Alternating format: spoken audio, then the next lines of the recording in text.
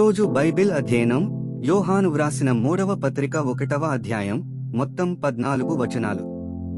ప్రార్థన. ప్రియమైన దేవా, మీ వాక్యాన్ని అధ్యయనం చేయడానికి మాకు సమయం ఇచ్చినందుకు ధన్యవాదాలు. మేము మీ వాక్యాన్ని విన్నప్పుడు మా మనస్సులను పునరుద్ధరించండి మరియు మాకు అవగాహనను ఇవ్వండి.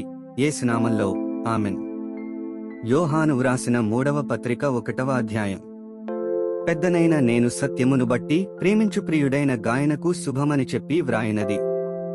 ప్రియుడా, నీ ఆత్మ వర్ధిల్లుచున్న ప్రకారము నీవు అన్ని విషయములలోనూ వర్ధిల్లుచు సౌఖ్యముగా ఉండవలెనని ప్రార్థించుచున్నాను. నీవు సత్యమును అనుసరించి నడుచుకునిచున్నావు గనుక సహోదరులు వచ్చి నీ సత్యప్రవర్తనను గూర్చి సాక్ష్యము చెప్పగా విని బహుగా సంతోషించితిని. నా పిల్లలు సత్యమును అనుసరించి నడుచుకునిచున్నారని వినుట కంటే నాకు ఎక్కువైన సంతోషము లేదు. ప్రియుడా, వారు పరదేశులైనను సహోదరులుగా ఉన్నవారికి నీవు చేసినదెల్ల విశ్వాసికి తగినట్టుగా చేయుచున్నావు. వారు నీ ప్రేమను గూర్చి సంఘము ఎదుట సాక్ష్యమిచ్చిరి. వారు అన్యజనుల వలన ఏమీయు తీసుకొనక ఆయన నామము నిమిత్తము బయలుదేరిరి గనుక దేవునికి తగినట్టుగా నీవు వారిని సాగనంపిన ఎడల నీకు యుక్తముగా ఉండును.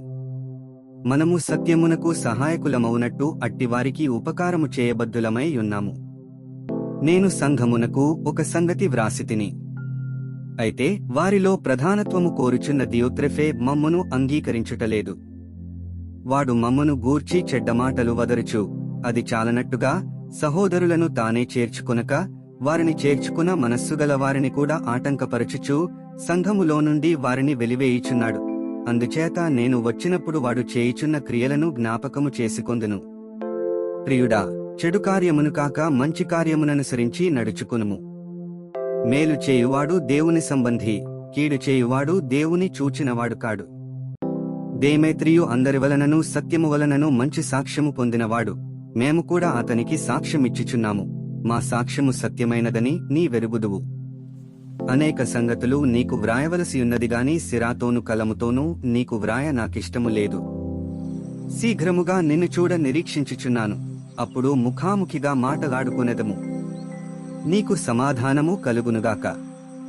మన స్నేహితులు నీకు వందనములు చెప్పుచున్నారు. నీ యొద్దనున్న స్నేహితులకు పేరు పేరు వరుసను వందనములు చెప్పుము. 14 వచనాలు చదివియున్నాము. ముగింపు ప్రార్థన.